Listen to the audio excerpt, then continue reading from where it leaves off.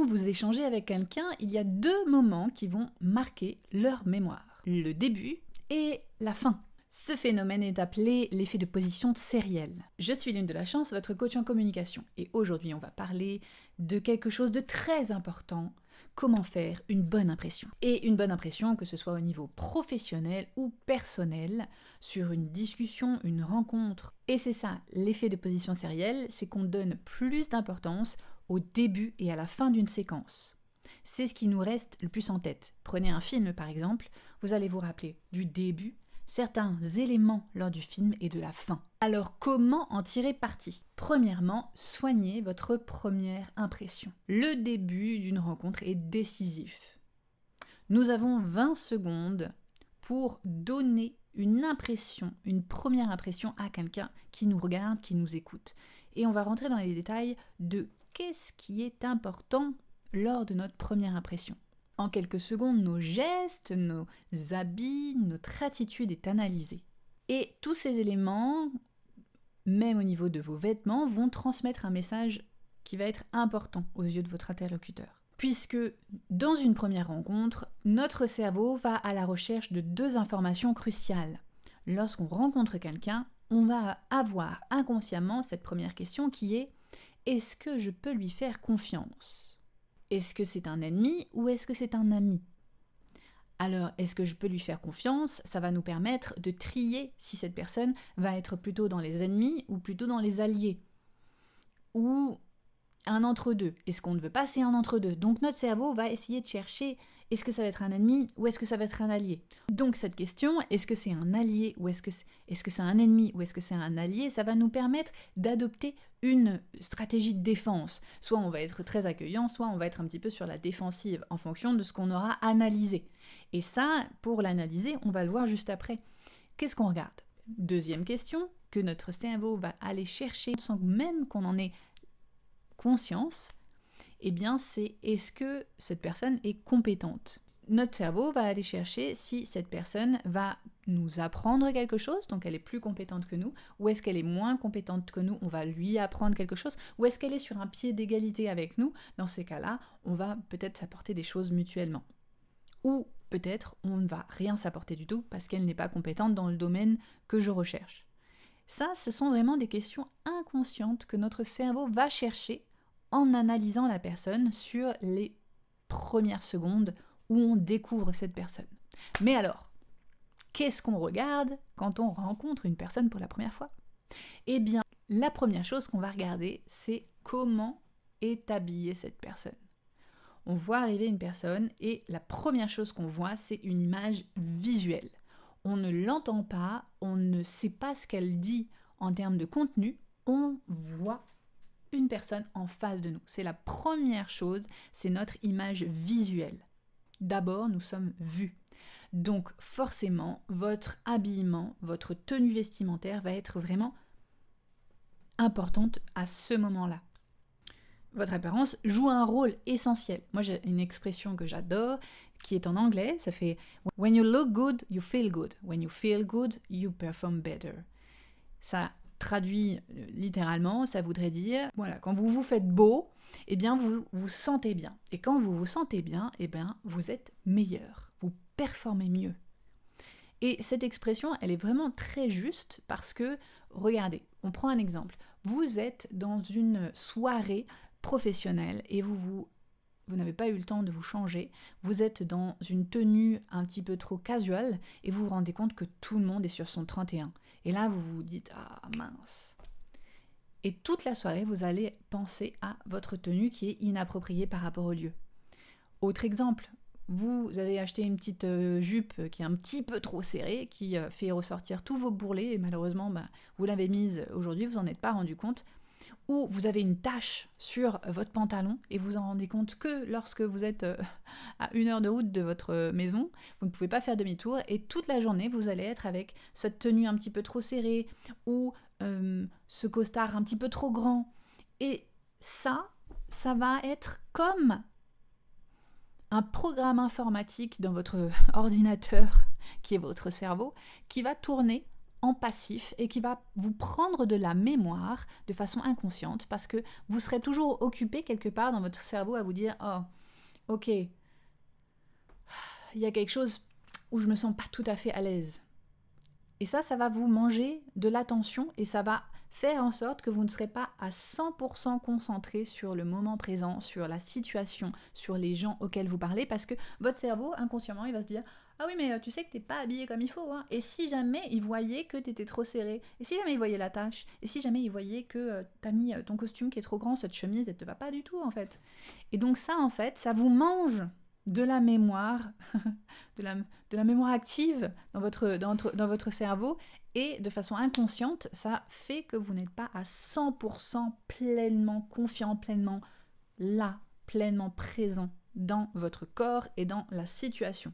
C'est pourquoi je trouve que c'est vraiment important d'être bien habillé, parce que l'habit, contrairement à ce que l'expression dit « l'habit ne fait pas le moine », eh bien, je trouve que l'habit aide quand même le moine pas mal à se sentir bien.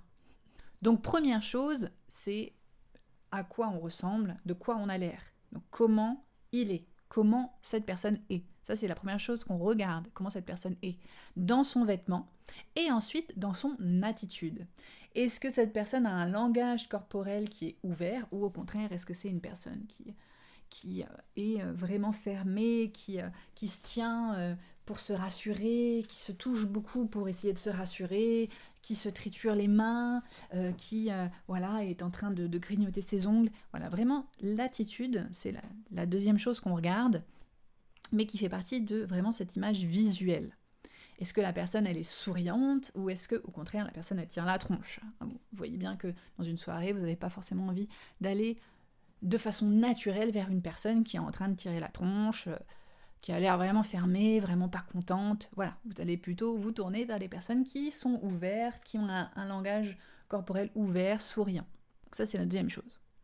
Ensuite vient l'écoute. Et là, on est sur une image auditive. Et là, deux paramètres rentrent en compte, c'est qu'est-ce que vous êtes en train de dire et comment vous êtes en train de le dire.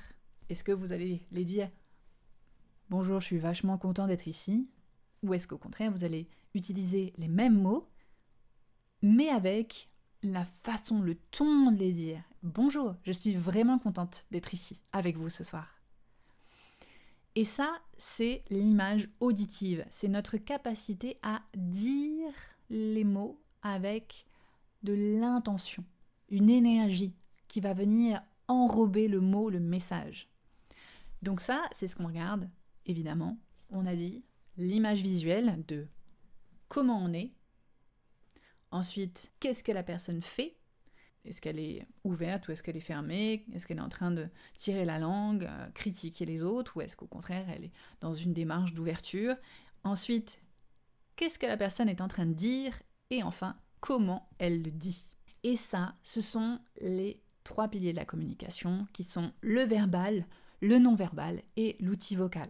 Donc, maintenant que vous savez ça, pour augmenter votre charisme sur votre première impression, eh bien, il faut opter pour une posture plutôt ouverte, plutôt souriant. Soyez souriant, mais avec un sourire sincère, évidemment. Hein. Ne vous forcez surtout pas à sourire si c'est pas sincère.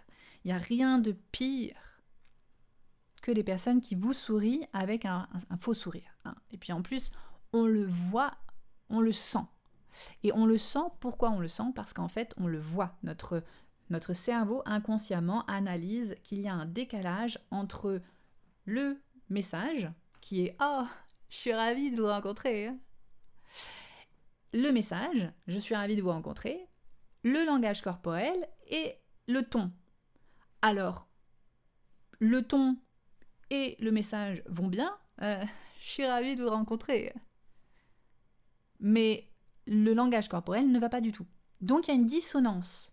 Et cette dissonance, on est très très fort, nous les humains, pour la voir, pour la sentir à quelques toutes petites dissonances. Des fois, c'est vraiment, ça se joue sur un tout petit rictus, une toute petite expression. Et en général, cette expression, elle vient dans les yeux, parce que nos yeux sont le premier reflet de si on est sincère ou pas. Parce que nous avons des petits muscles là qui vont se relever et qui vont faire qu'on a un sourire. Un vrai sourire va on va dire, se traduire par une toute petite relevée de ces petits muscles là qui sont sous les yeux et qui fait que on a l'air authentique, on a l'air sincère. A contrario, quand vous avez affaire à quelqu'un qui n'est pas authentique, les muscles ici sont totalement détendus et du coup, même s'il sourit, bonjour, bonjour, on sent que c'est pas un sourire authentique parce que ces muscles ne sont pas activés. Ça se joue vraiment à quelques millimètres près, quelques petits détails, et pourtant ces tout petits détails-là, eh bien, notre cerveau, lui, il l'enregistre, il le voit, et du coup, il se dit, ah, il y a une dissonance entre son message, sa façon de le dire, et son langage corporel. C'est pourquoi il y a des personnes qu'on ne peut pas sentir, et on ne sait pas pourquoi, eh bien parce que, voilà, on a eu des signaux inconscients qui nous disent, ah, cette personne, il y a des dissonances, et je ne sais pas pourquoi, je l'aime pas. Eh bien, votre cerveau, lui, il sait. Si vous avez tendance à vous dire « Ah, je commence à parler et j'oublie tout, parce que le stress, ça me fait oublier tout », eh bien, ce que vous pouvez faire dans ces cas-là, c'est être sûr d'avoir préparé votre discours. Si c'est une présentation que vous devez faire, que vous voulez vraiment faire une bonne impression, préparez-vous en amont. Cela va vous aider vraiment à ne pas être omnibulé par votre message, mais vraiment pouvoir vous concentrer sur comment je le délivre, ce message. Le fait de vous préparer, le fait de se préparer, c'est vraiment important pour se sentir à l'aise et ne pas se laisser déborder par quelque chose qui viendrait nous mettre en doute sur nos connaissances. Si on est en train de chercher « Ah, attends, je me rappelle plus finalement », et là, hop, la peur nous prend et là, on tombe dans un cercle vicieux de « Ah, je me rappelle plus, bon ben, voilà, je suis perdue ». Donc, ça nous fait dégringoler dans un cercle vicieux de doute, et là, le stress augmente, et là, les hormones de cortisol se réveillent, et d'adrénaline, et là, tout va mal, et on perd ses moyens, et puis... Donc, préparez-vous, au moins que vous soyez sûr et certain de votre message, pour après pouvoir vous concentrer sur vraiment être à 100%. C'est pareil que tout à l'heure, ce qu'on disait sur notre programme informatique, hein. On veut que notre programme soit à 100% concentré sur l'instant présent et qu'on ne soit pas en train d'aller chercher les données. Ah, attends, je me rappelle plus. Ah là là, je suis pas sûre de ça, je suis pas sûre de ça, avec le petit programme qui marche en fond là. Non, notre programme qui marche en fond, il est à 100% sûr de lui, il connaît le message à 100%. Dernière chose pour faire une bonne impression auprès de vos interlocuteurs sur une première rencontre, une première impression, si vous êtes en discussion et que vous rencontrez quelqu'un, où vous échangez des prénoms, essayez de vous rappeler du prénom de la personne. Ça, c'est vraiment important, puisque tous les humains aiment qu'on leur accorde de l'attention. Donc quand vous retenez le prénom de quelqu'un, et que à la fin de la discussion, parce que voilà, vous avez rencontré cette personne, dire « Enchanté, Marc », vous signalez que vous avez retenu son prénom, et vous donnez de l'importance à cette personne. Et ça, vraiment, les gens adorent. Faites l'expérience quand vous rencontrez quelqu'un la prochaine fois. Ah, bonjour, c'est comment votre prénom ? Marc. Ah, enchanté Marc.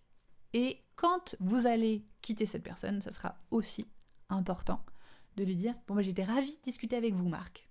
Vous lui signifiez que vous avez reconnu qui il était. Et ça, c'est marquer des points à coup sûr. Donc en résumé, comment faire une bonne impression ? On veut avoir une bonne image, une ouverture de corps, un sourire authentique, hein, parce que comme on l'a dit, un sourire pas authentique, ça ne marche pas. Après, rassurez-vous, vous n'êtes pas obligé de sourire à tout le monde, hein, parce qu'on ne peut pas plaire à tout le monde. Rappelez-vous que plaire à tous, c'est plaire à personne. Donc vous pouvez très bien avoir des personnes avec qui vous êtes naturellement enjoué, et puis d'autres personnes qui vous donneront pas forcément envie d'aller plus loin. Et ça, c'est ok. Ensuite, vous regardez cette personne dans les yeux quand vous vous adressez à elle, et si vous pouvez retenir son prénom, c'est encore mieux. Deuxième partie, l'impact de la dernière impression. Oui, si la première impression, c'est important, eh bien la dernière, ça l'est tout autant. Et si vous n'avez pas fait une première impression géniale, vous pouvez tout à fait vous rattraper sur la dernière impression. Parce que c'est le moment qui va sceller la mémoire de votre auditoire, de la personne qui est en face de vous. Alors on va voir ça en 2 temps. L'aspect à la fois si vous faites une conférence, une présentation, et l'aspect un petit peu plus personnel sur une discussion. Il y a 3 erreurs qui se font très souvent lorsqu'on fait une présentation et qu'on veut conclure. La première erreur, c'est le fait de finir sans conclure. C'est-à-dire, oui voilà, là c'est tout pour ma présentation. Et là, ils s'en vont, ils s'assoient et ils ont terminé. Vous imaginez bien que là, personne ne retiendra le charisme de la personne, et que ce soit sur une présentation ou sur une soirée, si vous en allez comme ça sans signaler votre présence, c'est un petit peu mal vu.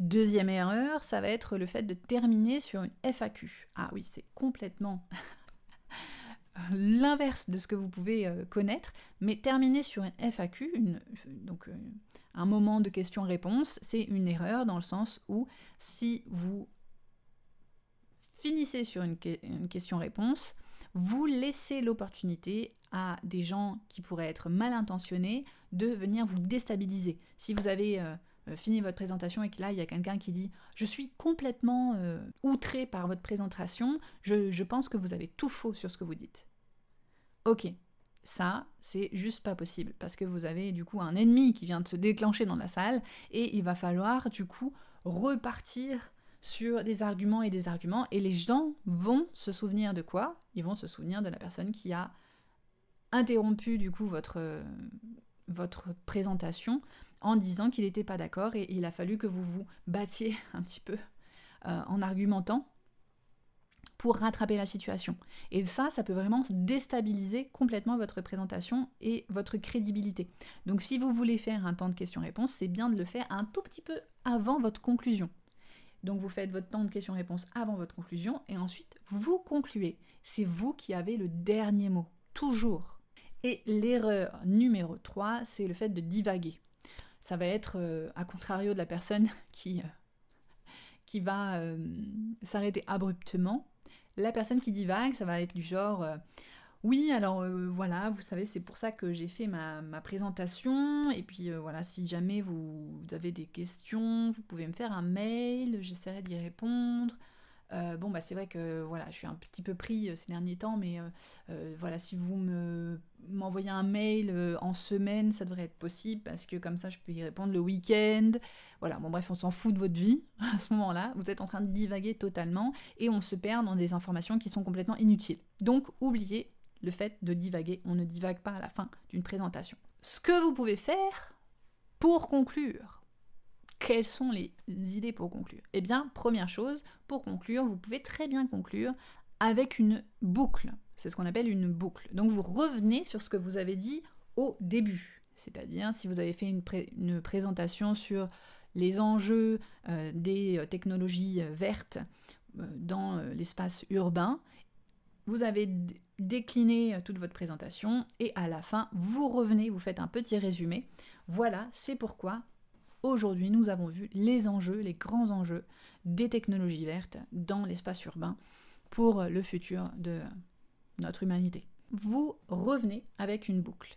Et ça, vous pouvez le faire aussi sur une discussion normale. C'est-à-dire que vous pouvez très bien résumer brièvement la discussion que vous avez eue avec la personne et conclure ainsi avec cette boucle.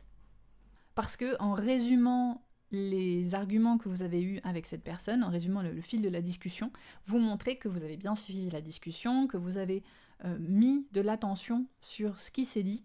Donc ça montre à la fois une écoute active et en même temps ça va renforcer votre connexion avec cette personne. Deuxièmement, vous pouvez faire une déclaration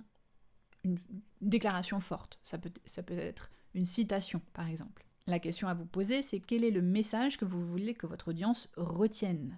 Donc ça peut être une citation, ça peut être un proverbe, une phrase forte qui vient conclure vraiment vos propos, votre discussion, votre présentation. En discussion, ça va être un petit peu différent, ça va plutôt être une phrase qui va venir renforcer votre relation avec la personne, du style « Merci pour cette discussion enrichissante, j'étais ravie d'échanger avec vous aujourd'hui ». Vous remerciez la personne et vous lui dites que c'était intéressant. Troisièmement, terminez par un appel à l'action. Vous savez, le fameux CTA. Comme par exemple celui que je vais vous faire maintenant. C'est-à-dire, vous pouvez très bien vous abonner à ma chaîne, cliquer sur la petite cloche pour avoir toutes les notifications de quand il y a une nouvelle vidéo. Et puis surtout, vous savez comment marche YouTube. Quand vous mettez un petit j'aime sur la vidéo, eh bien ça aide au référencement, elle est plus proposée aux gens. Et voilà, si mes vidéos aident les gens à mieux communiquer, eh bien ça permet, vous participez en cliquant sur ce petit j'aime et en cliquant sur s'abonner, vous participez au fait que d'autres personnes peuvent trouver mes vidéos et améliorer leur communication. Voilà pour le CTA. Donc quand vous êtes dans une présentation, il faut dire clairement ce que vous voulez que les autres fassent. Si vous voulez que votre public fasse quelque chose de particulier, par exemple, vous pouvez très bien dire « Maintenant que vous avez toutes les clés, la prochaine fois que vous vous retrouvez dans une situation similaire, j'espère que vous appliquerez ces conseils. » Ça, c'est un CTA plutôt doux. Dans une discussion, vous pouvez très bien formuler un souhait ou une ouverture pour plus tard. Par exemple, j'espère qu'on aura l'occasion de poursuivre cette discussion. Est-ce que vous voulez qu'on échange les contacts ?